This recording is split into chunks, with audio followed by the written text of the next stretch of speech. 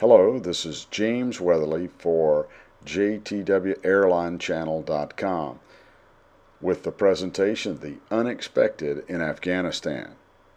Well, at work, one of our customers is the Department of Defense of the United States government.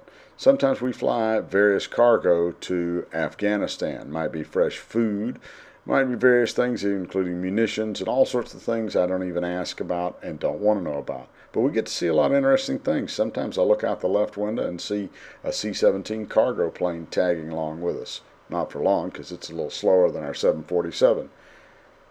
But one of the things that's very nice is to just look at the sunrise over the mountains in Afghanistan. It's tremendous. Or just flying around and maneuvering above the mountains is breathtaking. There are lots of mountains in Afghanistan. Those are kind of the expected things.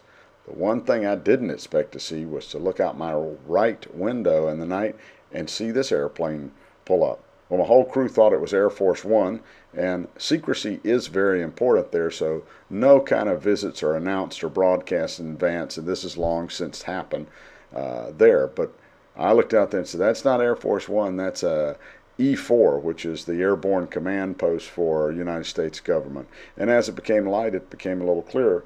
We had no clue who this was. They just pulled up right next to us. Not really our business, so we kind of stand clear, but they're parked right next to us. So pretty soon there was a flurry of activity and a huge convoy would come up. So obviously some kind of dignitary was there, kind of a rush, lots of armed guards, lots of military people around, and then there was a whole crowd that gathered, and you could tell there was a lot of photo shooting. We really still didn't know who it was.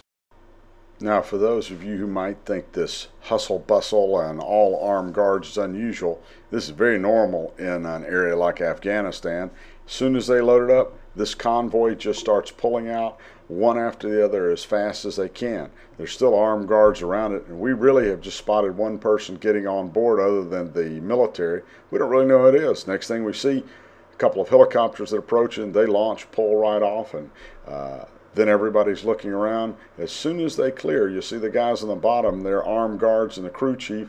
They take their M16s and get right up inside. You can't see that. They start the engines and they pull right out. It didn't last a whole long time.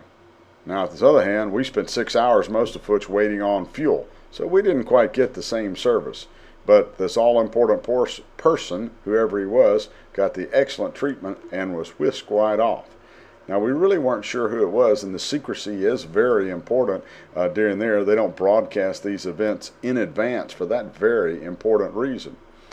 But we did catch a glimpse of who it was, and then when we got back on the news, we determined that our loadmaster was right. It was, in fact, the Secretary of Defense who had come to pay a visit to Afghanistan. These are all unannounced, so we had no way of knowing, and it's for the safety of everybody involved. But it was quite an unexpected event during our visit to Afghanistan. On behalf of JTW Airline Channel, this is James Weatherly.